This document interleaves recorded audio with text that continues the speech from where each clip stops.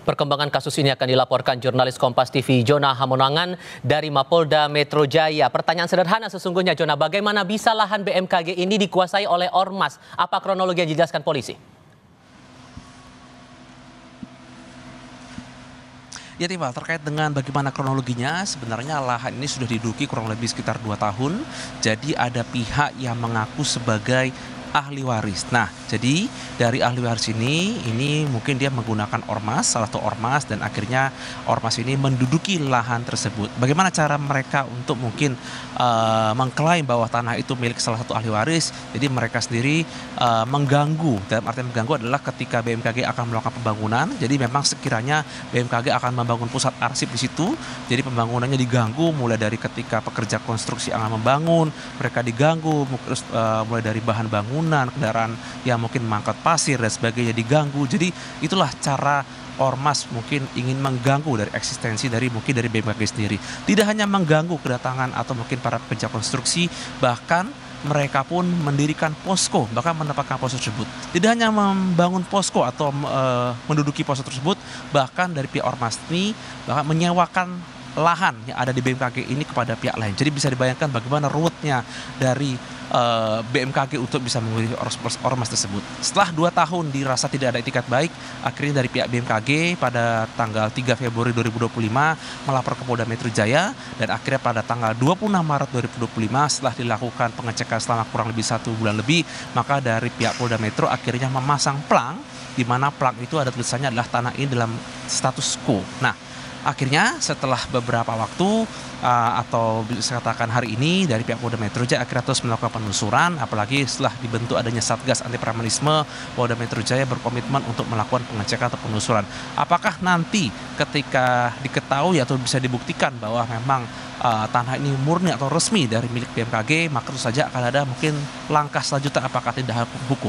Yang pasti yang dilakukan Polda Metro Jaya saat ini adalah melakukan pengecekan dan identifikasi. Salah satunya adalah dengan melakukan identifikasi ke lapangan seperti mengecek tanah ke BPN ataupun ke kecamatan ataupun kelurahan.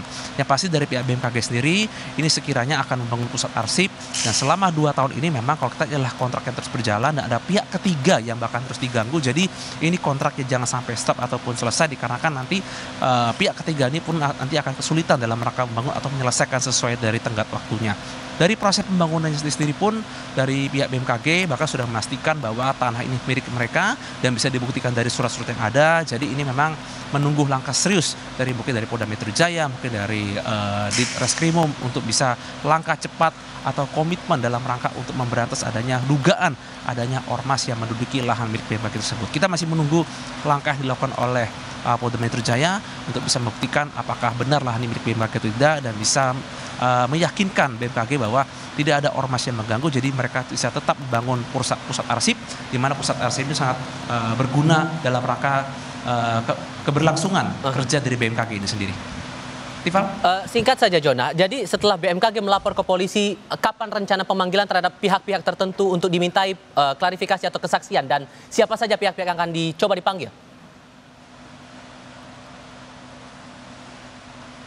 Ya, Tiffal, kami sendiri tadi sudah berusaha untuk meng-cross-check atau mengklarifikasi ke Kabid Humas. Jadi memang dari pihak dari Polda Metro Jaya ini masih melakukan pengecekan, dan juga dari pihak ormas tersebut kurang lebih ada sekitar 4 dari 6 yang memang sudah teridentifikasi. Jadi sebenarnya ini masih menunggu proses atau masih menjalani proses apakah nanti akan ada pemanggilan kepada pihak dari ormas tersebut ataupun dari kejadian lain, ini masih menunggu.